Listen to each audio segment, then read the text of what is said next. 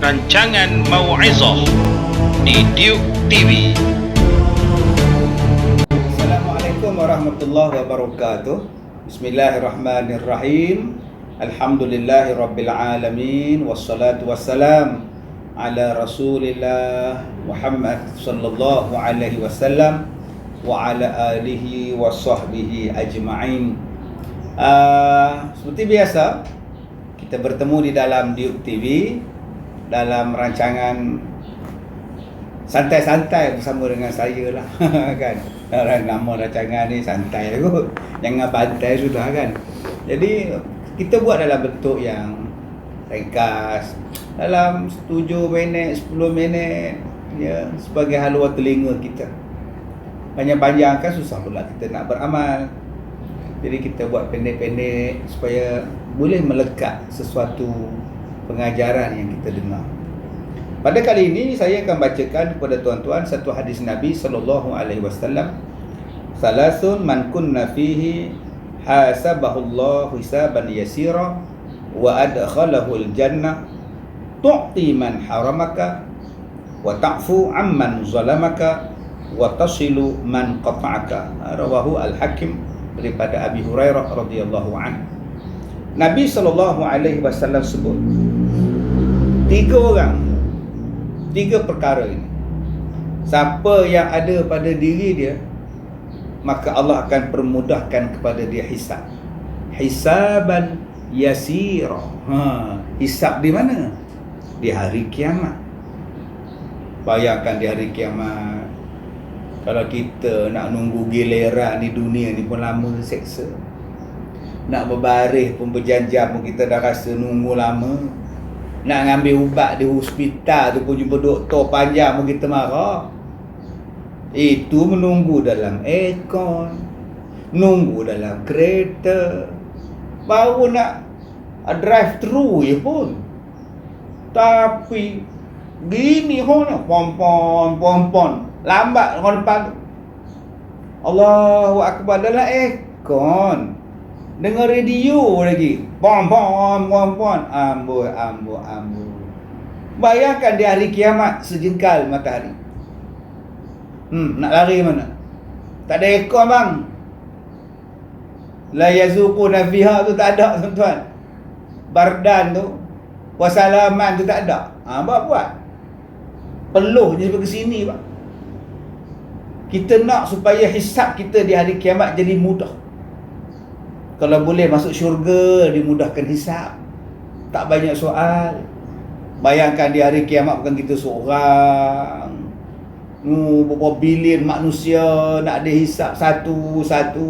Ya Allah, cepatlah ya Allah, cepatlah ya Allah, tak tahan ya Allah. Nak minta pada siapa ni? Amalan tak ada ni. Sebab tu Allah Ta'ala ni Maha Pengasih. Daripada lidah Nabi Muhammad sallallahu alaihi wasallam, Nabi bagi tahu kepada kita apakah jalan yang membolehkan kita dapat satu bentuk perkara yang memudahkan kita hisab yang mudah di hari kiamat.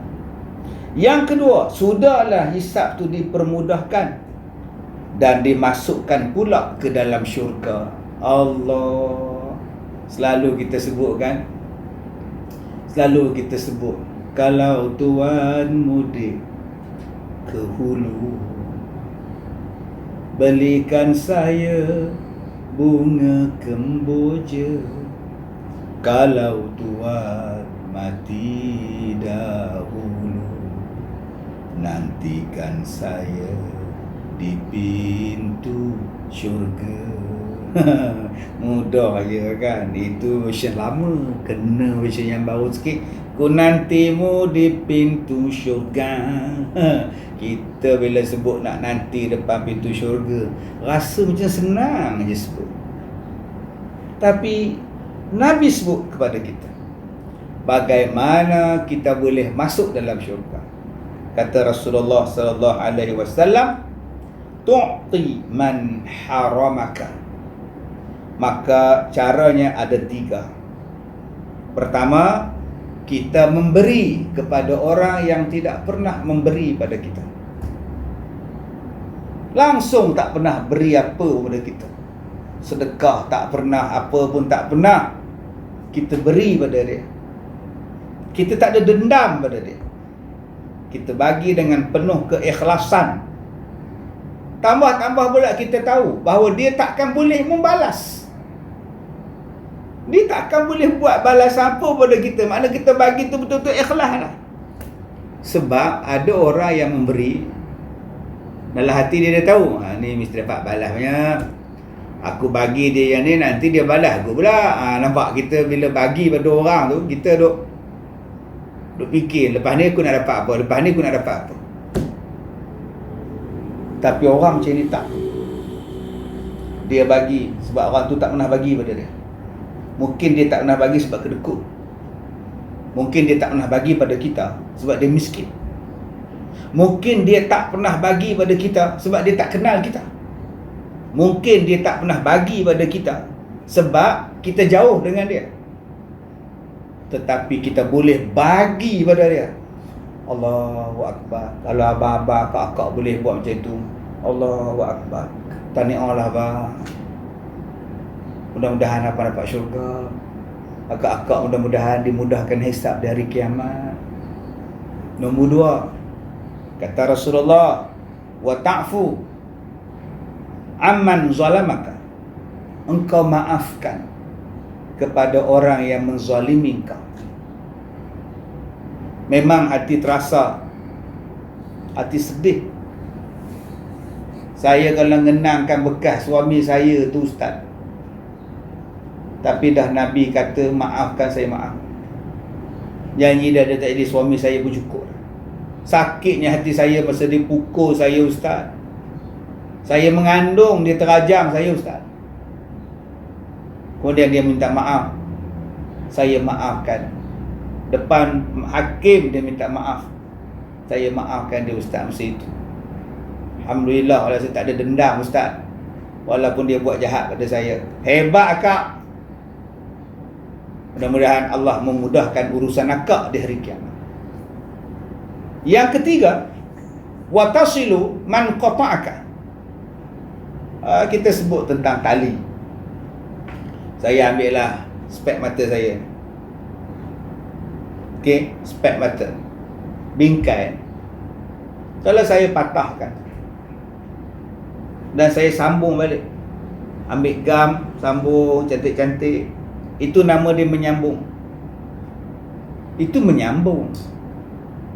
Satu lagi ialah mengeratkan.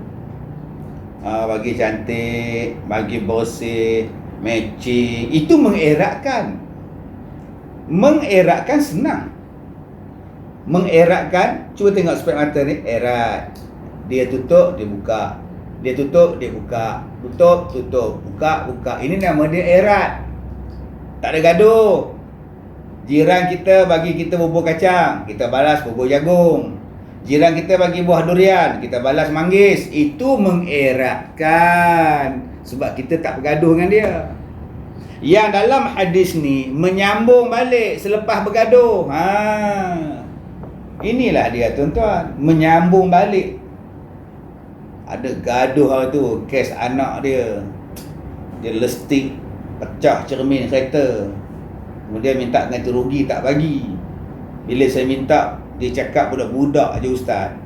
Kenapa nak berkira sangat, ini budak-budak. Budak-budak kereta saya pecah cermin. Lepas tu dia tak bayar. Tak ada bayar ustaz. Tapi abang baik dengan dia. Yalah jiran saya, baiklah juga. Kena baiklah. Buat macam mana tak kisahlah, lantaklah. Sekarang saya dah tak pakai dah kereta ustaz. Pasal apa? Takut cermin pecah. Saya pergi Grab sekarang ustaz. Abang tak marah? Abang baik dengan dia? Tak ada apalah. Budak-budak ustaz tak apalah. Tetap dia menyambung silaturahim walaupun putus sebelum itu. Orang macam ni lah tuan-tuan yang akan dimudahkan hisab di hari kiamat dan dimasukkan ke dalam syurga. Jadi kalau tuan-tuan nak supaya di hari kiamat menjadi mudah dan kita boleh dimasukkan ke dalam syurga, cara dia ialah apa? Saya ulang balik. Pertama, memberi pada orang yang tidak pernah memberi. Kedua, memaafkan orang yang buat zalim pada kita. Dan yang ketiga, kita sambung balik silaturahim yang telah terputus. Maka Allah Ta'ala akan memberikan ganjaran yang terbaik kepada kita. Kita jumpa lagi di dalam Diuk TV. Yang belum subscribe, silalah tekan butang subscribe. Mudah-mudahan Diuk TV akan terus memberikan perkhidmatan ilmiah kepada anda. Maafkan saya. Assalamualaikum warahmatullahi wabarakatuh. Rancangan Mau'izah di Diuk TV. Wa idza ghadiba fatara. Bila dia marah, dia memilih jalan bersama. Dia bergaduh dengan suami dia, gaduh dengan isteri dia. Itulah sifat kau tahu. Apa yang ada, alhamdulillah. Dan kita terus berusaha untuk mendapatkan lebih daripada itu. Tetapi rasa syukur terhadap apa yang capai target dalam hidup dia, impian dalam hidup dia, cita-cita dalam hidup dia.